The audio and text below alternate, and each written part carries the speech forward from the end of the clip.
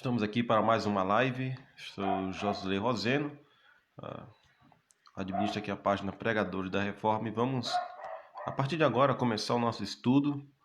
Como você pode ver na descrição do tema dessa live, estamos nos últimos dias. É comum ouvirmos por parte de pregadores do meio carismático e ensinando que nós estamos vivendo nas últimas horas, nos últimos dias, o fim dos séculos, o fim do mundo, o mundo vai acabar, vai cair do céu estrela, o mundo vai pegar fogo, assim, pregações que causam pânico, terror nas pessoas. E os últimos dias é o assunto que vamos tratar aqui nessa live. Bem, já estamos vendo alguns irmãos aqui, amigos conectados na nossa live. O Leandro Ramos Ferreira, um abraço, Leandro, obrigado aí pela audiência, por estar assistindo essa live. E queria pedir de vocês aí que estiver assistindo essa live, que compartilhem no seu Facebook, copie o link e jogue no WhatsApp, para que outras pessoas também possam ter acesso à palavra de Deus. O meu foco aqui não é reconhecimento, não é popularidade, eu jamais vou querer isso. O meu objetivo aqui é levar o conhecimento às pessoas, levar a palavra de Deus às pessoas que estão bem longe, distante. Ainda mais, né, nesse momento que nós estamos vivendo de pandemia, onde o novo protocolo é manter distância, né? Então agora a gente podemos estar conectado com as pessoas bem próximas através das ferramentas nas redes sociais. E para o avanço do reino de Deus, para a pregação do evangelho, isso é muito importante. Sem delongas, eu quero já começar lendo a palavra de Deus em Mateus capítulo 26. O versículo que iremos ler é o versículo 62. E levantando-se o sumo sacerdote, disse-lhe: não responde coisa alguma a estes que depõem contra ti? E Jesus, porém, guardava silêncio, insistindo o sumo sacerdote, disse-lhe: conjuro-te pelo Deus vivo, que nos diga se tu és o Cristo, o Filho de Deus. Disse-lhe Jesus: tu disseste, digo-vos, porém, que vereis em breve o Filho do Homem assentado à direita do Todo-Poderoso e vindo sobre as nuvens do céu. Então o sumo sacerdote rasgou suas vestes, dizendo: blasfemou, para que precisamos ainda de testemunha? Eis que bem ouviste a sua blasfêmia. Essa passagem bíblica, ela nos ensina que diante do julgamento, o Senhor Jesus Cristo, sim, o Leandro está... Querido amigo, mande um abraço para o Tiago Guidini. Sim, Tiago Guidini, né? Acho que eu pronunciei correto o nome, né, Leandro? Tiago Guidini. Quero mandar um abraço para o Tiago Guidini, o nosso irmão Leandro, fazendo esse pedido. Eu quero já mandar aqui um alô, um abraço para o nosso amigo Tiago Guidini. Então fica aqui o recado, tá bom, Leandro? Obrigado. O Senhor Jesus Cristo está agora aqui no tribunal de Caifás, e nesse tribunal tem testemunhas, estão ali, falsas testemunhas, que foram patrocinadas para testemunhar contra o Salvador. E diante dessas acusações, o sumo sacerdote perguntou do Senhor: tu não vai falar nada? As pessoas estão testemunhando contra ti. O que tu dizes? Jesus permanecia calado, não falava nada. E o sumo sacerdote, o texto diz que ele insistia, importunava o Salvador. E o Senhor Jesus, ele diz assim: conjuro-te pelo Deus vivo, diz o sumo sacerdote, que nos diga se tu és o Cristo, Filho de Deus. O Senhor Jesus diz: tu dissestes. O Senhor vai dizer uma palavra que isso vai causar uma grande reação no sumo sacerdote, a ponto de ele rasgar suas vestes, que era proibido segundo a lei, o sacerdote rasgar suas vestes. O Senhor diz assim: vereis em breve, ou logo, o Filho do Homem assentado à direita do Todo-Poderoso e vindo sobre as nuvens. Vinda de Cristo sobre as nuvens. O sumo sacerdote ouvia esta palavra, rasga suas vestes e diz: não precisamos mais de prova. Aqui estão com a prova clara. Ele acabou de dizer que ele é o que? O Deus do Antigo Testamento. O sumo sacerdote entendeu imediatamente o que Jesus Cristo estava dizendo com essa vinda sobre as nuvens. Era comum, naqueles períodos dos profetas, quando Israel caía em apostasia, os profetas falavam de vinda de Deus com juízo. Os escritos dos profetas estão repletos desses termos, esses termos escatológicos, esses termos de juízo, vinda de Deus sobre a nuvem, ou desceu das nuvens, ou veio entre as nuvens. E para eles isso aí é juízo, é castigo, é punição para o povo.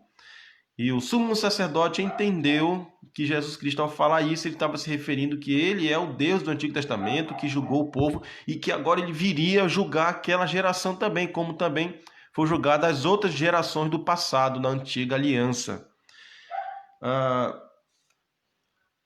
A proximidade dos últimos dias, na Bíblia Sagrada, nós vamos encontrar nos Evangelhos, nas cartas do apóstolo Paulo e nas epístolas universais e no Apocalipse, o termo os últimos dias.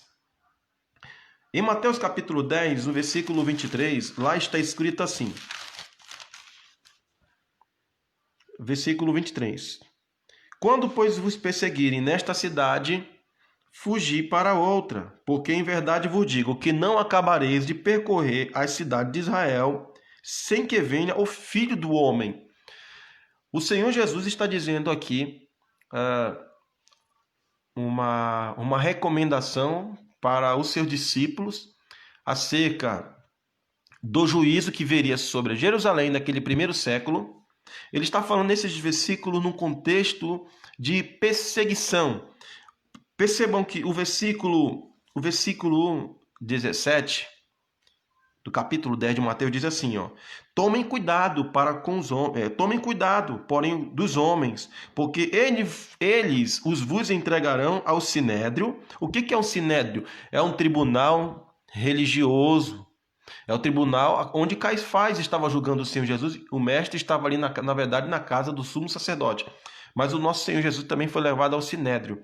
O sinédrio, onde se reuniam os 70 homens, fariseus, saduceus, escribas. Então, esse grupo de homens, esse grupo de religiosos ali, eram os que participavam do sinédrio. E ali as pessoas eram apresentadas provas contra essas pessoas e elas eram julgadas ali e condenadas à morte. E o Senhor Jesus Cristo aqui está dizendo aos discípulos que eles seriam perseguidos pelos próprios judeus e seriam conduzidos até o sinédrio, ao tribunal religioso, e vos açoitarão na sua sinagoga. Ele está falando dos judeus. E sereis até conduzidos à presença dos governadores e dos reis por causa de mim, para servir de testemunho, e eles aos gentios. Quando nós abrimos o livro de Atos dos Apóstolos, nós podemos ver claramente esse versículo se cumprindo na vida do apóstolo Paulo, na vida do apóstolo Pedro e João. Os apóstolos foram perseguidos pelos judeus. O judaísmo perseguiu severamente os cristãos, os seguidores de Cristo. Você vê isso claro no livro de Atos dos Apóstolos. Foi uma religião, o judaísmo daquele primeiro século, uma religião muito opressora.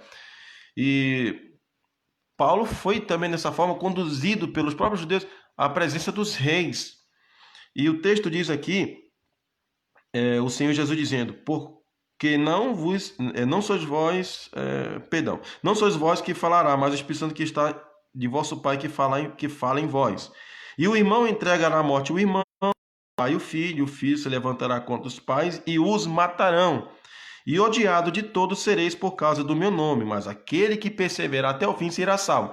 Perceberam que esses versículos estão num contexto ligado a um contexto de perseguição. Perseguição do povo judeu aos cristãos. E aí no versículo 23, o Salvador diz assim, ó, quando vos perseguirem nesta cidade, fujam para outra. Porque em verdade eu vos digo que não acabarei de percorrer, por causa da perseguição, muitos cristãos percorreram a cidade de Israel. Aí ele diz assim, ó,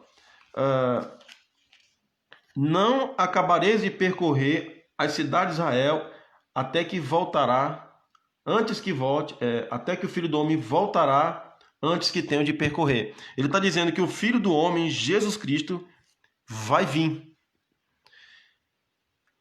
Não acabareis de percorrer a cidade de Israel sem que venha o Filho do Homem. Vocês só vão acabar de percorrer as cidades de Israel quando vir o Filho do Homem. Aí sim vocês... A perseguição foi muito severa contra os cristãos, a religião cristã, que era um bebê, que era um recém-nascido naquele primeiro século. E a famosa e gigantesca e antiga religião judaica perseguia a religião cristã. É isso que nós aprendemos aqui nessa passagem. Percorrer de cidade em cidade. O Filho do Homem há de vir. E nós encontramos também nas cartas de Paulo, no capítulo 13 de Romanos, o apóstolo Paulo agora vem nos ensinando no capítulo 13 de Romanos. Ele diz assim, já é hora de vos despertar do sono. Ele está usando uma figura de linguagem. Capítulo 13, versículo 11, ele diz assim, e isto digo, não conhecendo o tempo que já é hora. E isto digo, conhecendo o tempo, Paulo está dizendo que ele já conhecia o tempo, que é hora de despertar do sono, porque nossa salvação está agora mais perto do que quando aceitamos a fé. A noite é passada, o dia é chegado. Revistamos, pois, as obras rejeitemos, pois, as obras das trevas e vistamos as armas da luz. Em 1 Coríntios, capítulo 10, versículo 11. 1 Coríntios, capítulo 10, versículo 11. O apóstolo Paulo diz assim, que o fim dos séculos é chegado. Eu quero que você dobre sua atenção e preste atenção nesse texto que eu vou ler, 1 Coríntios capítulo 10, versículo 11. Olha o que Paulo diz. Ora, tudo isto lhe sobreveio como figura, e estão escritas para aviso nosso, para quem já são chegados os fins dos séculos.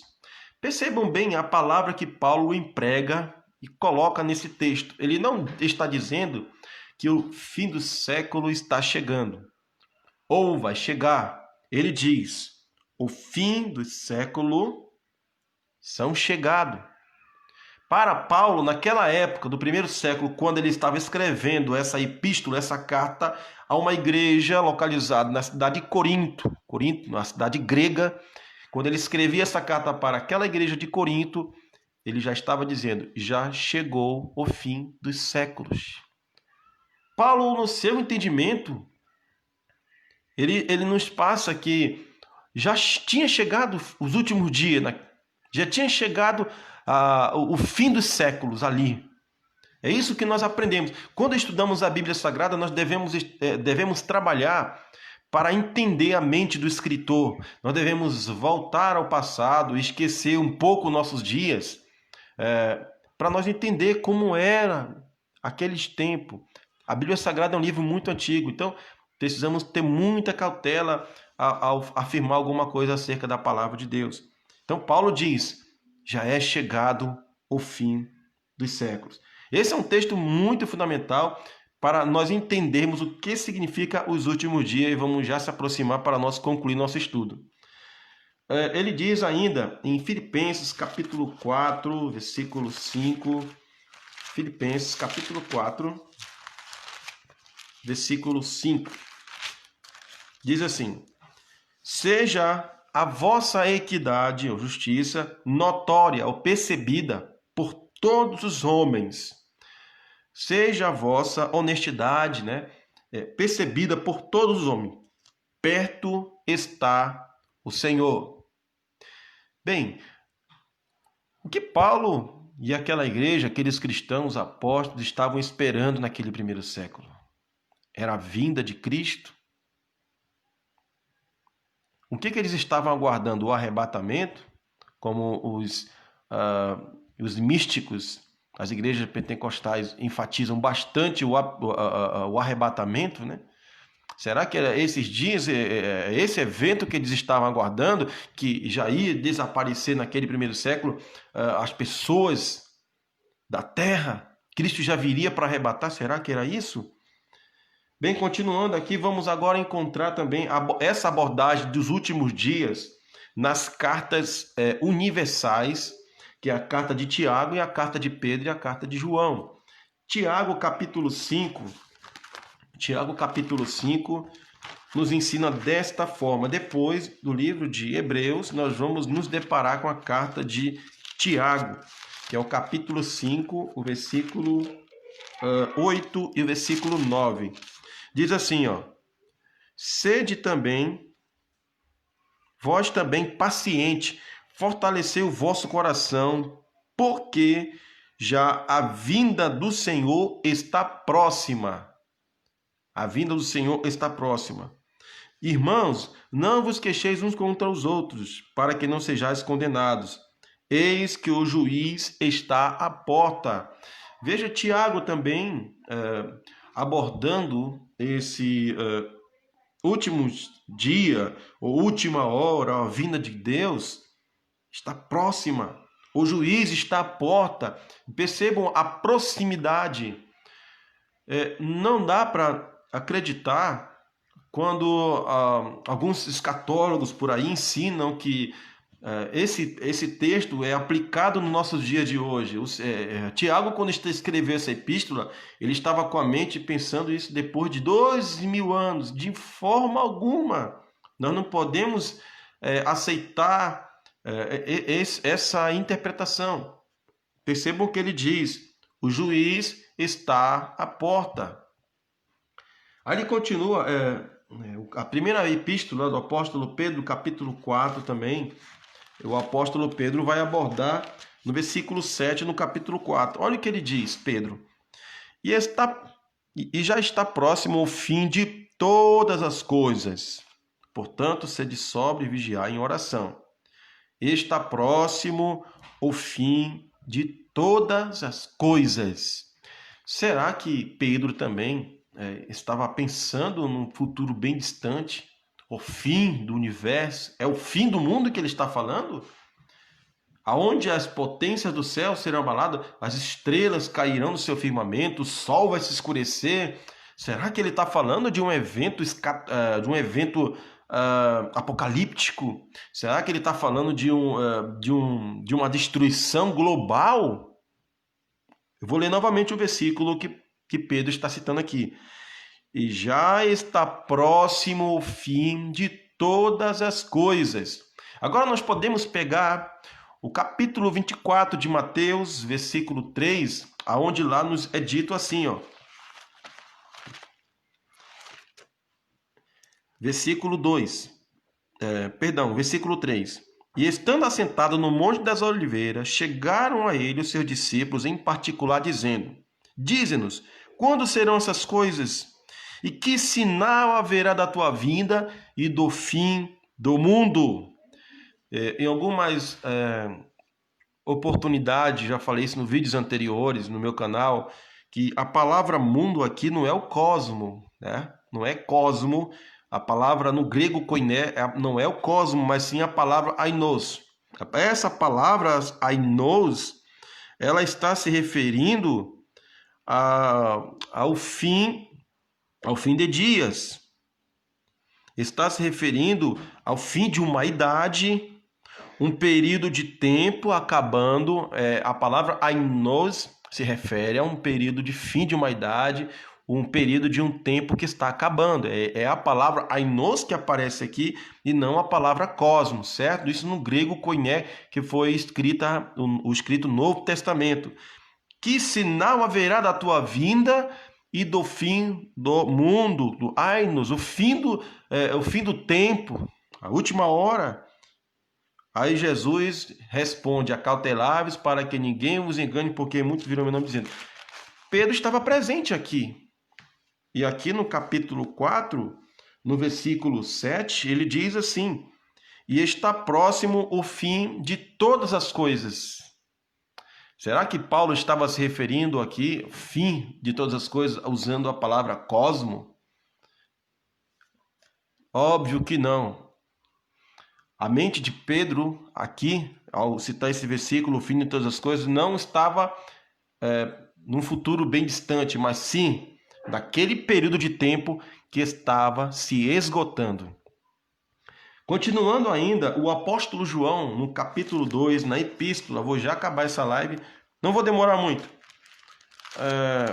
Isso aqui, eu estou fazendo esse estudo aqui, esse tema, para ajudar muitos irmãos que eu conheço, que estão no meu Facebook, que estão aqui conectados, que me conhecem. Já fui professor de escatologia e algum tempo atrás eu não tinha esse entendimento que eu tenho hoje, né? Eu abracei o preterismo parcial. O que é o preterismo parcial?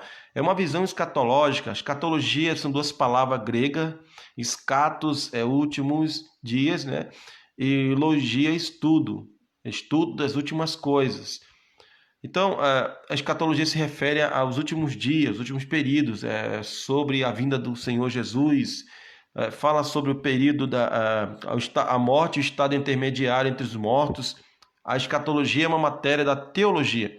Então, algum tempo atrás, eu ensinei escatologia errada, eu não tenho vergonha de dizer, mas eu continuei estudando a palavra de Deus com mais seriedade, com mais critério, mas eu tinha muitas dúvidas, dentro do campo da escatologia, perguntas em que eu não tinha resposta, e eu perguntei de muitos teólogos que eu conheci, desse movimento aí, carismático, e eles diziam para mim que não tinha uma definição teológica para aquele texto. Bem, mas eu não conseguia aceitar esse argumento fraco e pobre. Continuei a estudar a palavra de Deus com mais seriedade. Então, eu conheci recentemente os irmãos, o irmão Leon, o César, que é escritor de livros também. Eles são escatólogos, eles gostam muito dessa matéria e eu tenho aprendido com eles. E o que eu achei legal nessa visão preterista é que ela pega todos os versículos da Bíblia e faz uma comparação e tem uma resposta. A palavra de Deus respondendo a palavra de Deus. E essa é uma regra da hermenêutica, né? Os seminaristas, quando fazem teologia, eles aprendem a fazer isso aí. Isso é ensinado essas regras para eles nos seminários, né? Então, eu achei a visão preterista bem comprometida com os textos sagrados, com sola escritura, com essa visão escrita, e é tudo coerente. A palavra de Deus ela é coerente, ela não se contradiz, ela não se choca contra si mesma. Desde quando eu comecei a fazer essa live, você percebeu, mostrando para vocês os textos acontecimento na vida do Senhor Jesus, de Paulo, de Tiago, de Pedro, eu estou mostrando, vamos já chegar na conclusão. Então, voltando aqui, a visão preterista, a escatologia preterista parcial, ela acredita que boa parte dos textos que se referem aos últimos dias já se cumpriram. Por exemplo, a vinda do Senhor Jesus se cumpriu, que é no ano 70.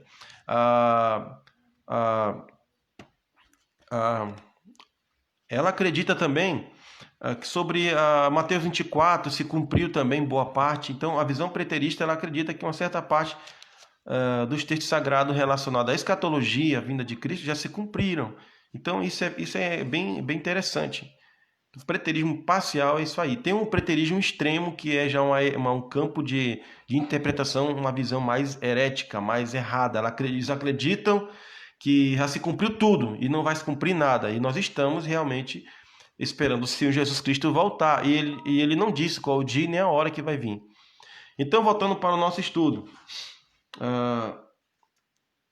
1 João capítulo 2 diz o versículo 18.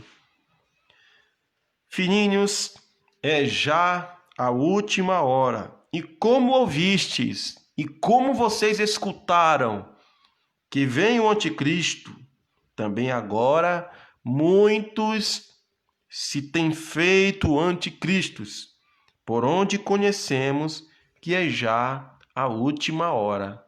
Quem está falando isso aqui é o apóstolo João. E o apóstolo João, ele estava presente quando o Senhor Jesus deixou os sinais que apontariam para o fim e para a sua vinda. Ele estava lá presente quando o Senhor Jesus Cristo respondeu dizendo: olha, cautelai-vos, tenham cuidado para que ninguém vos engane, porque muitos virão em meu nome dizendo: eu sou o Cristo, e enganarão a muitos. Cristo profetizou dizendo que surgiriam muitos falsos cristos. E o apóstolo João está dizendo aqui que já tem muitos anticristos. Muitos têm feito o anticristo. João está dizendo, já está se cumprindo. O que nós ouvimos, o que nós escutamos, já estamos presenciando isso. Filhinhos, é já a última hora. Percebam esta última hora ligada com o surgimento de falsos cristos, falsos messias. Ele diz, ou como ouvistes que vem o anticristo, também agora muitos se têm feito o anticristo, por onde conhecemos que é já a última hora. Esse anticristo que João, o apóstolo, está se referindo aqui, não é aquele líder mundial que vai governar o mundo e vai dizer às pessoas, olha, aquele que não aceitar a marca da besta na mão e na testa não vai poder nem comprar e nem vender. Não é esse anticristo que João está se referindo aqui. E nem acredite nisso. Fica tranquilo que eu tenho percebido que as pessoas usam a palavra de Deus e aplicam no contexto errado. O que foi ensinado, o que foi dito, não tem nada a ver com a nossa atualidade. Muitos cristãos aí, no movimento carismático, igrejas pentecostais e neopentecostais, estão aguardando o anticristo chegar. É isso que eles ensinam. Ensinam as pessoas a aguardar o anticristo, que o mundo vai acabar. Bem, meus amigos, uma hora esse mundo vai acabar. Uma hora vai chegar o fim para todos nós aqui nesse mundo. Mas fiquem tranquilos, fiquem na paz, que o Senhor Jesus, o nosso Deus, está no controle de tudo. Ele está no controle de tudo. E o anticristo que o apóstolo João está se referindo aqui é o gnosticismo. Ele está se referindo ao gnosticismo daquela época, que acreditava. O gnosticismo é um pensamento filosófico que nega a humanidade de Cristo.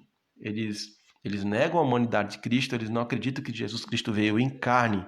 Isso era uma heresia muito grave naquele primeiro século, e o apóstolo João escreveu isso para combater esses ventos de doutrina que estava perturbando as igrejas ali da Ásia, as igrejas da Galácia. Então, o apóstolo João escreveu essa carta para defender o evangelho, defender a igreja desses ataques gnósticos.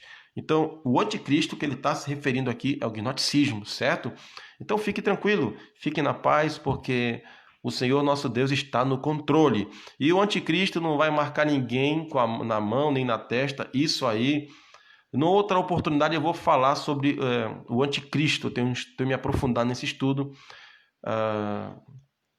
E ele diz aqui, é já a última hora. Agora eu pergunto, a última hora de quê? A última hora do mundo? A última hora da igreja na terra? Qual é essa última hora que João está falando aqui? Eu quero convidar vocês agora para nós darmos uma olhada também no livro do Apocalipse. No livro do Apocalipse nós vamos encontrar muito abordagem sobre os últimos dias, a última hora, ou a vinda do Senhor Jesus. Olha o que diz o capítulo 1 e o versículo 3 no livro de Apocalipse. Bem-aventurado aquele que lê e os que ouvem as palavras desta profecia e guardam as coisas que estão escritas nela, porque o tempo está próximo. Quem escreveu esse livro aqui foi o próprio João, vizinho do lado que eu acabei de ler. A primeira carta de João, depois em Apocalipse, foi ele que escreveu o Apocalipse. Percebam, ele falou anteriormente no capítulo 2, no verso 18, que é já a última hora. E aqui ele está falando: o tempo está próximo. No capítulo 3, no versículo 11, ele escreveu dizendo assim, para as igrejas da Ásia Menor. Olha o que disse João. Eis que venho, isso é Cristo falando, e João escreveu e mandou essas cartas para a igreja lá de Filadélfia. Olha o que ele diz. Eis que venho sem demora, guarda o que tens para que ninguém tome a tua coroa. Eis que eu venho, estou chegando sem demora. Isso o próprio Senhor Jesus falando para aquela igreja, através desses escritos. Capítulo 22 de Apocalipse, eu vou ler o versículo 6 do versículo 7. Olha o que diz a palavra de Deus.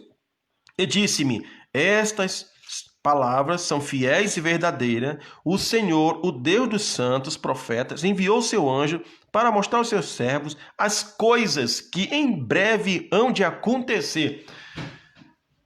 Como pode Deus falar algo que vai acontecer tão breve, tão logo, imediato, e isso depois de 2000 anos não acontece, né? Isso não faz sentido, né? Você há de concordar comigo que isso não faz sentido. Olha o peso dessas palavras. O Senhor Deus dos santos profetas enviou seu anjo para mostrar aos seus servos as coisas que em breve hão de acontecer. Perceba a urgência, o imediatismo. Em breve, é iminente. Aí ele continua, o versículo 7, dizendo: Eis que presto venho, bem-aventurado aquele que guarda as palavras da profecia deste livro. O Senhor Jesus está falando que presto venho. E essa vinda do Senhor Jesus Cristo é a vinda em glória? É o arrebatamento? Não, não é o arrebatamento.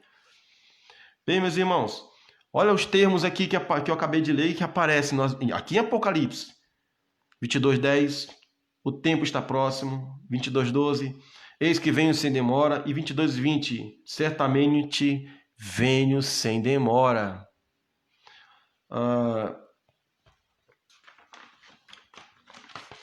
O apóstolo Paulo, o apóstolo Pedro, o apóstolo Tiago escreveram essas cartas, escreveram essas palavras, que o Senhor estava vindo sem demora, que o Senhor breve estava chegando, que o Senhor vinha logo. Perto está o Senhor, é a última hora. Meus amigos, essa palavra última hora, o último momento, o fim do tempo, está se referindo ao fim da antiga aliança judaica, o fim da era do judaísmo. Ele está se referindo ao fim daquela religião antiga. Ele está se referindo àquela religião opressora que matou profetas, que matou os apóstolos. Estevão não era apóstolo, mas era Tiago, mas foi morto, apedrejada, e Paulo era responsável por isso, e depois foi convertido pela graça de Deus no caminho a Damasco. Mas a religião judaica era uma religião assassina, matava muitas pessoas justas, muitas pessoas inocentes foram mortas. E essa religião, o judaísmo, eles negaram o nosso Salvador. Eles mataram o nosso Senhor Jesus. E vocês achavam que isso ia ficar barato? Não, isso não iria ficar barato. O Senhor Jesus alertou eles no capítulo, em Mateus capítulo 21, é o capítulo, Lucas, deixa eu ver. Parece que é o capítulo 17. Mateus capítulo 17. Se eu não estou enganado, versículo... capítulo 21. É o capítulo Mateus, capítulo 21, versículo 43. Olha o que diz o Senhor Jesus para aqueles religiosos judeus.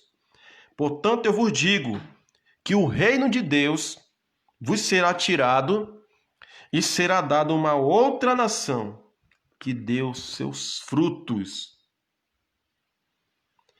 E os escribas, verso 45, e os escribas, e os príncipes dos sacerdotes e os fariseus, ouvindo essas palavras, entenderam que falava deles. E pretendendo prendê-lo, receavam o povo porque tinham por profeta. Entender? Aqueles líderes do judaísmo entenderam que Jesus estava falando deles, da nação.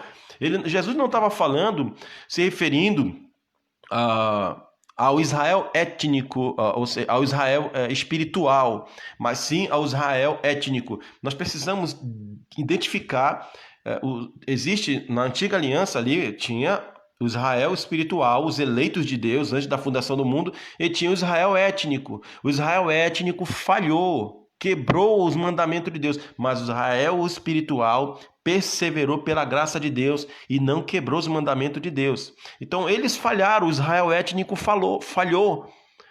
Promessas feitas a eles, e eles viraram as costas para a palavra de Deus, caíram em apostasia, mas aqueles remanescentes que Deus falou para Elias, tenham separado para mim homens que não dobraram o seu joelho a Baal. Esse é o Israel espiritual que a Bíblia fala. Esse Israel espiritual perseverou até o fim. Mas o Israel étnico aqui, que Jesus usa nessa palavra, se referindo ao reino de Deus que seria tirado e seria dado uma outra nação, que é a igreja, composta de judeus e gentios, esse Israel étnico falhou, virou as costas para Deus, crucificou Jesus Cristo, negou o Salvador, não aceitou, não reconheceu o tempo da sua visitação. E qual é o castigo? A cidade vai ser destruída, a cidade vai ser queimada, os judeus vão ser mortos à espada. A punição veio sobre eles severamente, porque eles pecaram contra o Criador, matando o seu filho, crucificando na cruz, entregando eles para serem castigados pelos gentios. O fim, a última hora em que estava sendo mencionados aqui pelos apóstolos Tiago, João e Pedro, é a última hora da era judaica. Era o fim daquele período em que o judaísmo estava completamente abandonado por Deus, porque Deus os abandonou, porque eles viraram as costas para Jesus Cristo. Deus os abandonou nos seus pecados, Deus os abandonou no seu coração pecaminoso. Deus não insiste o homem, Deus não obriga ninguém a servir a Ele, a reconhecer Ele como Senhor e Salvador. Deus não obriga nenhum homem a render glórias a Ele. Isso é uma obra da graça de Deus, é um trabalho interior do Espírito Santo dentro do homem. Deus não obriga ninguém, e esse povo não queria glorificar Deus. Eles viraram as costas para Deus, buscaram a justiça pelas obras da lei e rejeitaram a justiça de Deus na fé em Jesus Cristo. A punição foi a destruição do templo. E quando o Senhor Jesus falou, quando os discípulos falam, o fim do mundo ali, do ainos, né, se referindo ao período de tempo que estava acabando, do judaísmo. E a vinda do Senhor, a vinda de Cristo, é uma vida em juízo, em julgamento. E Cristo veio no ano 70 e acabou com Jerusalém através do exército romano. O exército romano é a águia, como diz lá o Senhor. Aonde estiver o cadáver, aí se ajuntarão as águias. O exército romano é a águia. E o cadáver é o próprio Israel étnico, o povo incrédulo que não tinha fé no Salvador. Então, ali veio o juízo de Deus, naquele contexto do primeiro século, no ano 70. Então, as últimas horas em que a Bíblia se refere, os últimos dias, esses textos que eu acabei de ler, se refere à última hora do judaísmo, que já passou, isso ficou na história. Isso serve hoje para o nosso aprendizado, sim, como lição, serve sim como lição. Muitas passagens da Bíblia se cumpriram, mas elas não perdem a sua relevância, sua importância. Elas têm importância sim, porque nós extraímos lição. E qual é a lição que nós extraímos aqui do povo judeu? Que acabou o templo, acabou tudo, acabou o sacrifício. Que nós não devemos rejeitar a palavra de Deus e nem rejeitar Jesus Cristo, e levar a sério a palavra, levar a sério os ensinamentos da palavra de Deus. Isso é muito importante para a nossa vida. E que Deus não terá por inocente aquele que rejeita o evangelho, a sua palavra. E para concluir, né, o profeta Daniel falou sobre o tempo do fim, né? Sela essas palavras. E o tempo do fim que ele se referia era exatamente esse período de tempo em que o judaísmo iria acabar. E acabou o judaísmo.